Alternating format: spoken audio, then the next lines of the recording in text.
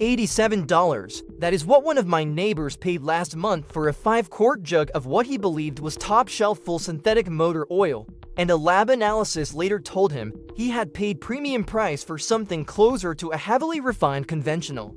$87 gone on a label that did the talking for a product that did not back it up. Picture the scene. He is standing in his garage with the jug in his hand, sunlight hitting the bottle, the faint chemical sweetness of fresh oil drifting out as he tilts it toward the funnel.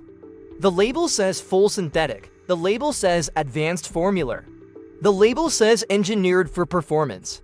Nothing on the label says what is actually in the bottle, because the law does not require it to. Welcome to the corner of the automotive aisle where marketing language has, for decades, walked right past the engineering language, and where 5 categories of oil keep cashing in on a word the industry quietly settled in court more than 20 years ago. Before we get to the 5, a small piece of history matters. In the late 1990s, a now famous dispute between 2 of the biggest oil brands on earth landed in front of the National Advertising Division, and the question on the table was whether a heavily processed Group 3 base stock made by hydrocracking petroleum could legally be called synthetic. The decision came back yes. From that moment forward, the line between true polyalpha-olefin group for synthetics and hydrocracked Group 3 base stocks blurred. In the marketplace, even though the chemistry in the bottle did not change.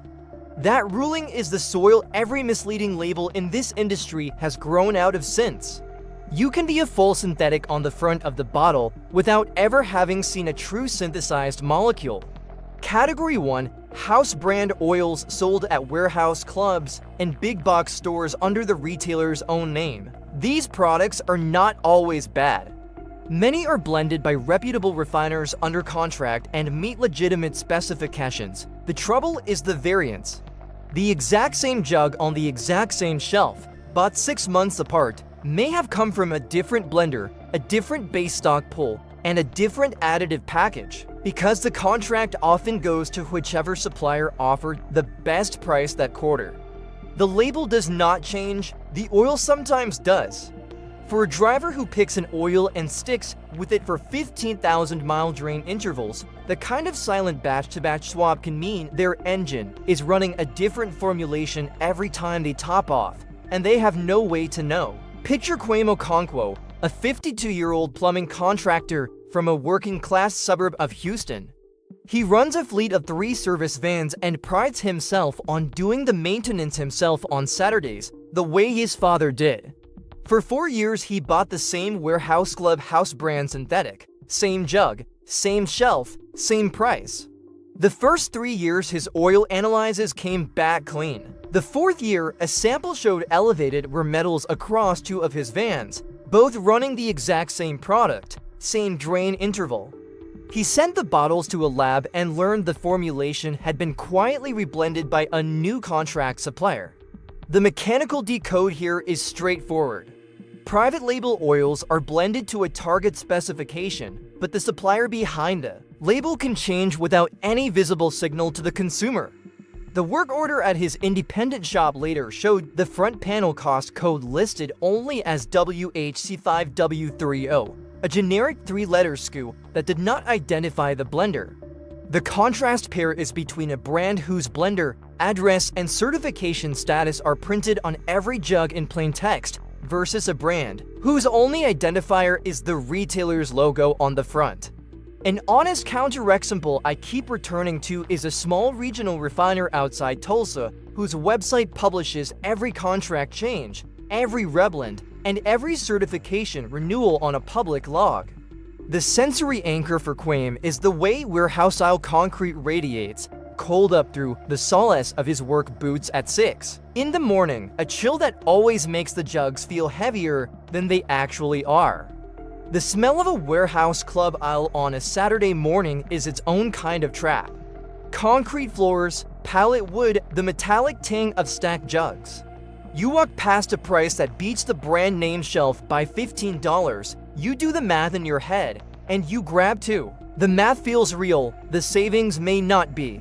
If the oil on that pallet does not carry a current API service category symbol, the round donut on the back that lists the specification it actually meets. The savings are not savings. They are a gamble with your engine as the chip on the table. Category 2. Private label oils that piggyback off the word synthetic without carrying current API certification. This is the one that hurts the most because it is the one most likely to mislead a careful shopper. The front of the bottle says full synthetic in confident large type. The back of the bottle, if you turn it over and squint, may have a paragraph about meeting or exceeding the requirements of certain industry standards, written in language carefully, calibrated to sound like certification without actually being certification. Real API certification is a process. The brand pays for it, the oil is tested against the current service category, and the right to display the official Starburst symbol on the front and the round donut on the back is earned. An oil that meets the spec but never paid for the testing can legally say it meets the spec. It just cannot legally wear the symbol. If the symbol is missing, ask why. Sylvia Vandermeer, a 58-year-old hospice social worker from a small lakefront town in northern Michigan, drives a turbocharged crossover she bought new in 2019. She bought what she thought was a premium synthetic at an independent parts store, drawn in by a confident label and a price that undercut the major brand by $10. 2 years later, on a routine compression check after she noticed her engine was running noisier at cold start, the technician pulled the valve cover and found varnish coating the chem followers in a way that should not have happened on a properly synthetic protected engine. The mechanical decode is that hydrocracked base stocks vary widely in their oxidation resistance.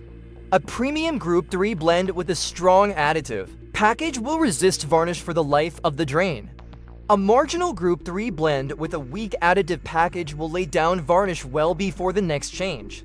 On her work order, the line item read fluid service, full synthetic OW20, with no brand name and no API symbol listed. The contrast pair is between a bottle whose back panel proudly lists the API SB service category and the SAE rating in clean print versus a bottle whose back panel substitutes vague marketing prose.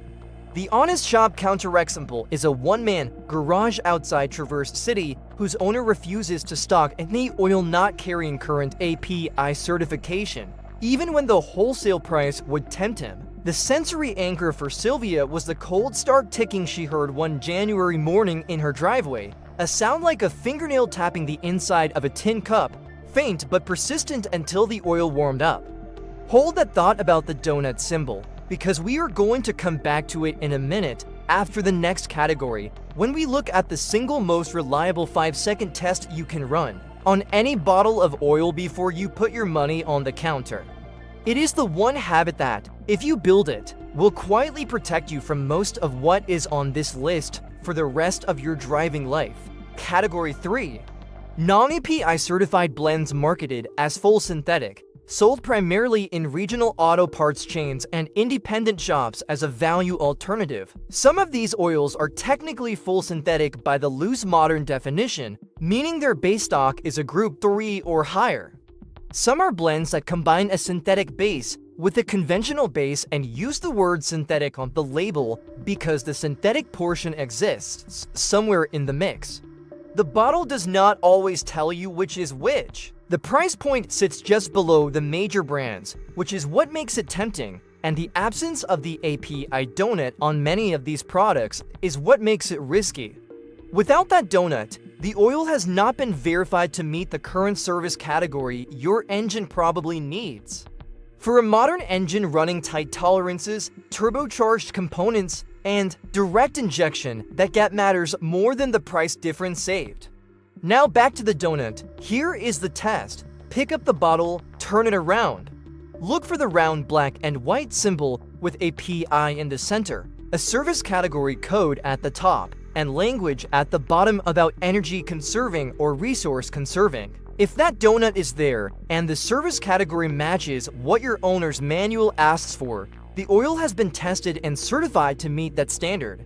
If the donut is missing or shows an obsolete service category from 20 years ago, the oil may still be fine, but you have left the world of verified performance and entered the world of marketing claims. That is a different world. Some drivers are comfortable living in it.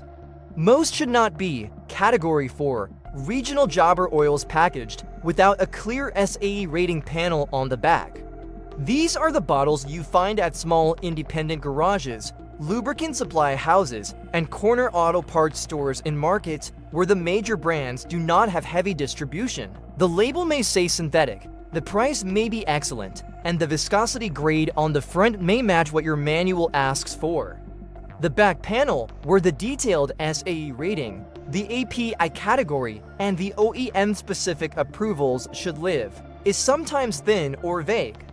A bottle without those details is a bottle making a viscosity claim and nothing else. Viscosity is one property out of dozens that matter. Oxidation resistance, shear stability, deposit control, cold pumping behavior, seal compatibility, foaming resistance. All of these are tested as part of full certification. None of them are tested by looking at the front of the bottle.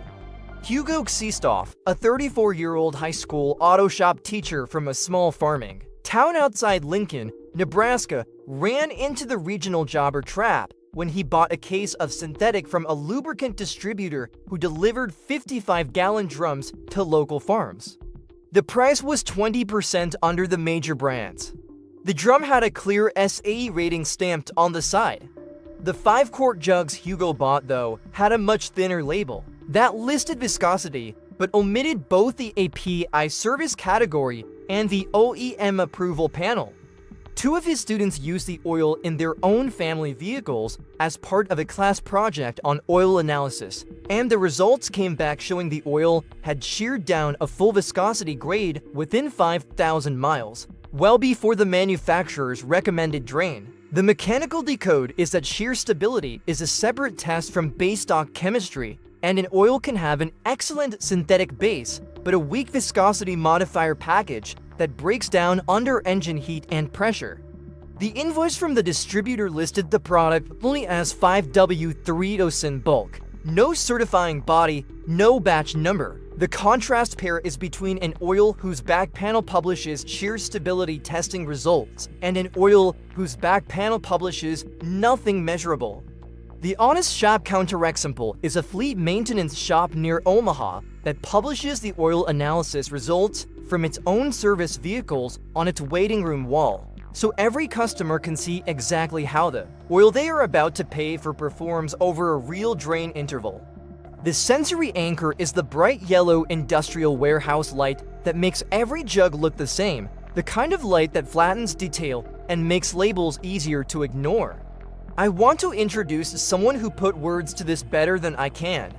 A woman I will call Diane Krupp ran a small independent oil analysis lab for 19 years before she sold the business and retired to a place with no winter.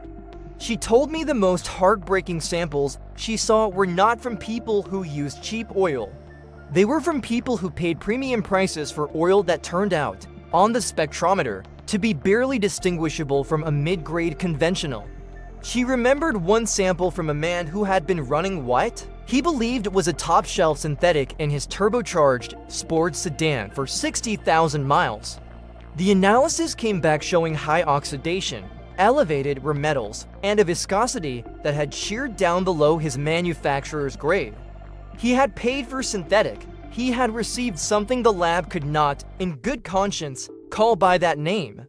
Before we get to the biggest trap, I want to add a brief contrast that helps anchor everything coming next.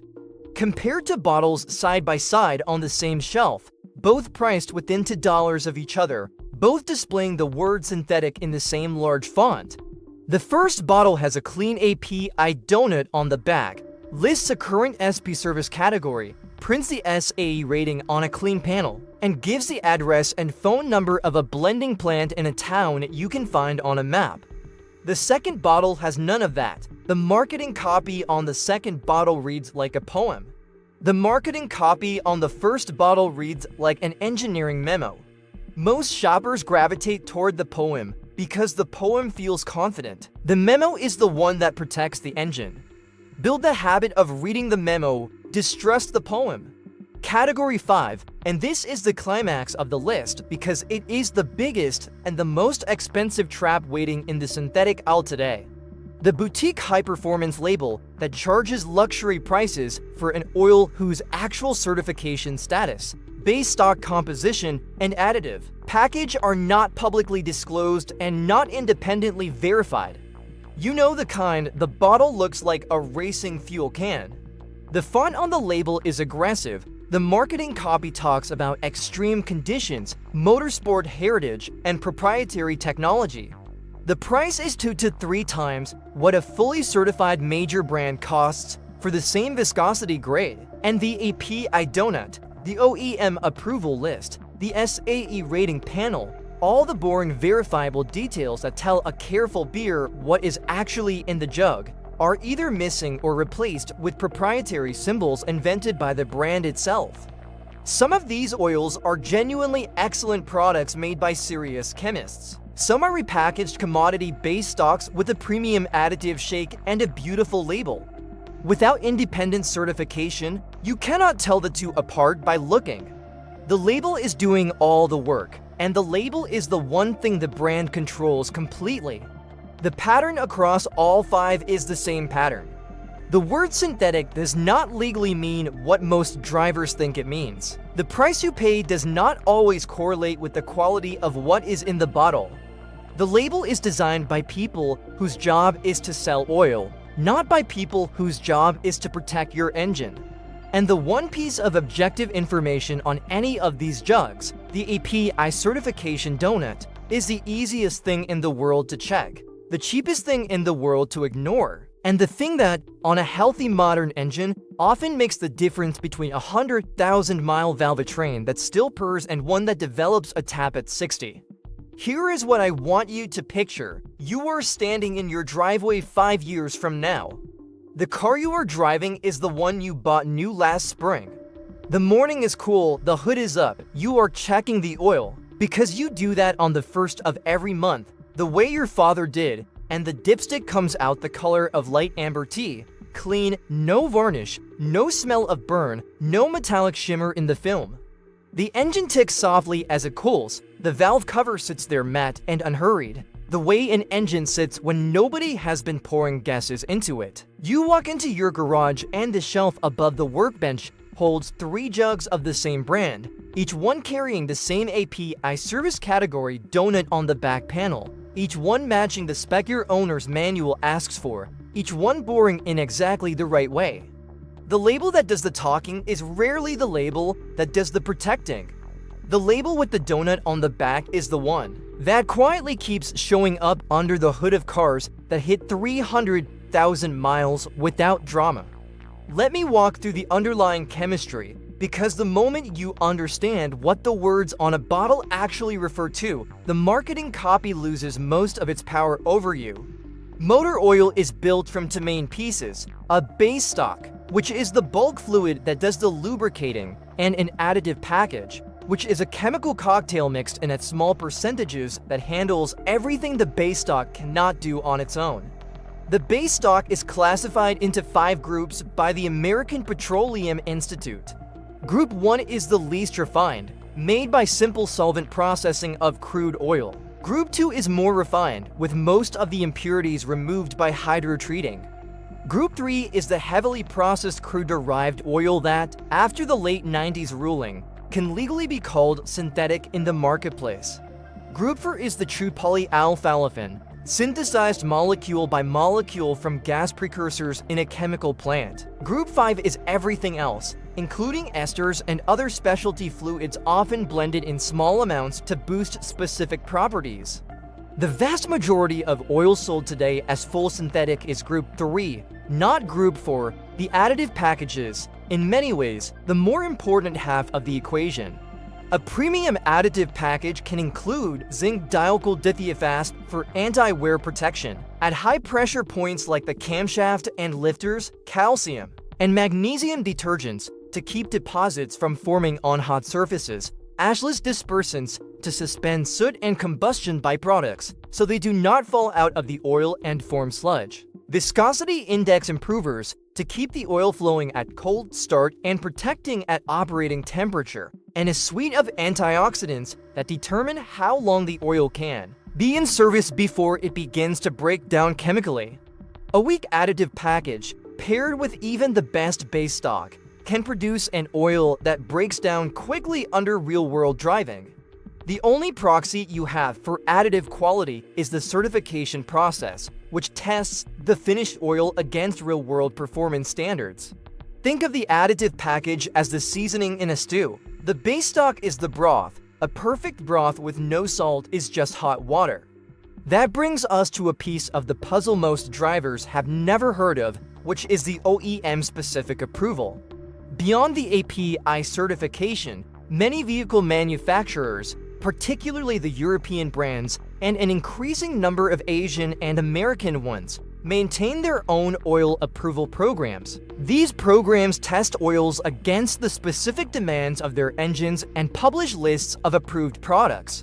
You will see them on the back of the bottle as small codes like Dexos 1 Gen 3 for General Motors gasoline engines, or specific numerical codes for various European brands.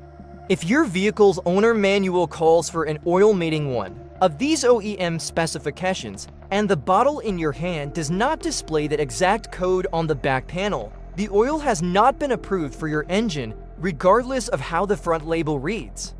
The viscosity matches, the word synthetic appears prominently. The OEM approval is missing or vague. The beer assumes close enough is good enough in a modern engine. With tight tolerances and high specific output, close enough often is not. Hold on. Let me correct something I said earlier about Group 3 oils, because I do not want to leave a wrong impression.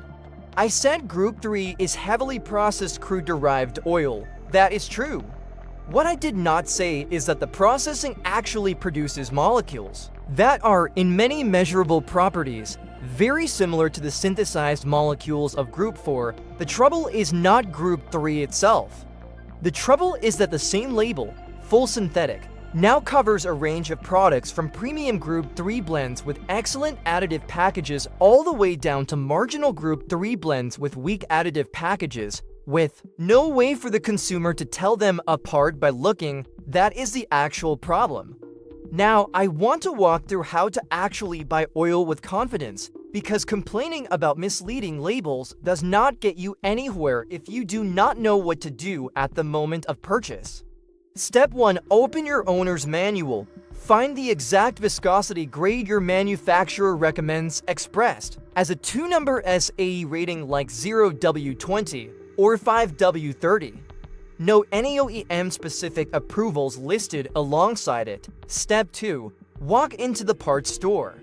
Look for bottles in your exact viscosity grade. Pick up the bottle, turn it around.